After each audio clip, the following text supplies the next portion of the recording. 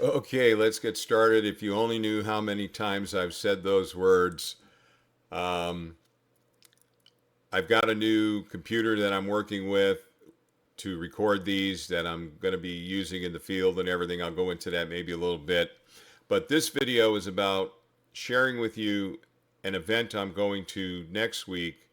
In the event, you might be going to the same event, and maybe we can meet up. And also, I've had to make a couple of key decisions as to what to bring. So I'll explain that in this video. Hi, I'm Bill, and welcome to the channel. All right, so next week, I'm going to the Nightfall 2024 Star Party and Imaging Conference run by the Riverside Astronomical Society. I'm a member of that club in Borrego Springs, California.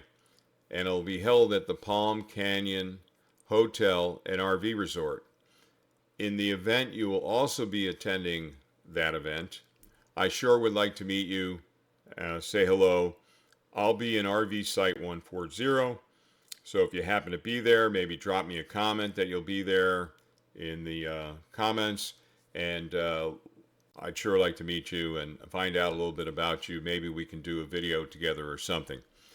So that's where I'll be next week. I get in there on Thursday the 31st, and I leave on the Monday the 4th in the morning.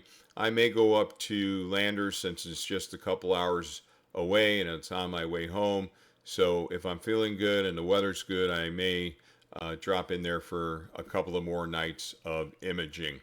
So my decision was, what do I bring? I've got my Red Cat 51, and back there you can see a little bit of it is my Edge HD8. I've got one mount, my ZWO AM5. I've got a counterweight bar, I've got a counterweight. So my options were bring both telescopes or bring one or the other. So my decision is just to bring one telescope. And that telescope is going to be my Red Cat 51. And the reason I'm bringing just the Red Cat 51 is there are several targets that are available that are appropriate for the 250 millimeter focal length of my Red Cat 51, and there's a couple of targets I still need to finish up as far as my exposure plan. So for instance, SHA-2 240, also known as the Spaghetti Nebula, I want to finish up on that, and even though it's not framed perfectly, I think a 135 millimeter lens setup would have been a better focal length to capture the entire extent. I want to shoot it anyway and see what it looks like. And again, I was actually finished on the target. I had originally said 40 exposures per narrowband filter. Then I bumped it up to 50. And then after looking at the data in PixInsight, it's still pretty faint. So I want to add another 50 5-minute exposures per filter and then see what I get. And I think that's going to run me out to getting close up to 20 hours maybe of time on that target. That will be the longest I've done a target. So there's that target there. And then I want to do IC 434. So there's a new target and exposure plan I've added, which includes my RGB stars and then my narrowband. And then let's see what, if we bring that into here and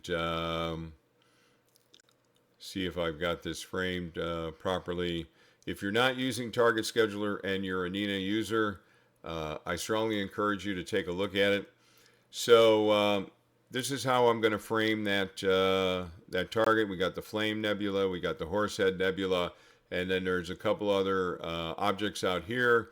Yeah, they're very small, but One thing I like about the 250 millimeter of the Red Cat 51 is the idea of getting multiple objects into your frame, and to me, it just kind of is shows a little bit of just how big space really is. So I want to do that target. If we take a look at what Target Scheduler has for me to run for the night of the 31st. Oh, also going to do the Dark Shark Nebula or LDN 1235. So that night it'll start me off on that target. I have some exposures I need to complete my exposure plan for the Seagull Nebula, and then it'll go on to the Shah to 240. And I'm just kind of curious here to take a quick look. If we go up back into target management and we look at that dark nebula, and if we bring that in to the framing wizard, see if this dark nebula, how it shows up here in the Nina framing wizard, and we'll see what that looks like. I haven't really done many. Yeah, it's very faint. It's down in this region here. Again, this focal length might not be the best, but I'm going to give it a shot, see what I got, and just kind of go with it. And then I also have backup. I've got M31. So if I need to have, if I have some more time available, I can spend some time on Andromeda Galaxy. So I think I got enough to keep myself busy for the 4 nights, Thursday, Friday, Saturday, and Sunday at Borrego Springs. And then if I decide to drop into Landers for a couple nights there, I'll have plenty of targets available for my Red Cat 51. So I'll leave my Edge HD8. There weren't any real galaxies I wanted to do this month. As we get into December, January, February, those will be the months where I'll focus more with my Edge HD8 and probably just leave my Red Cat 51 at home.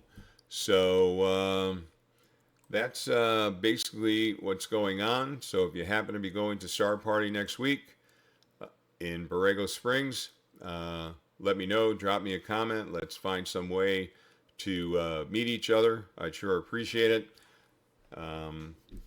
And other than that, if you like this kind of content, please give it a thumbs up. As always, like, share, and subscribe. And part of what I'm also doing right now is testing out.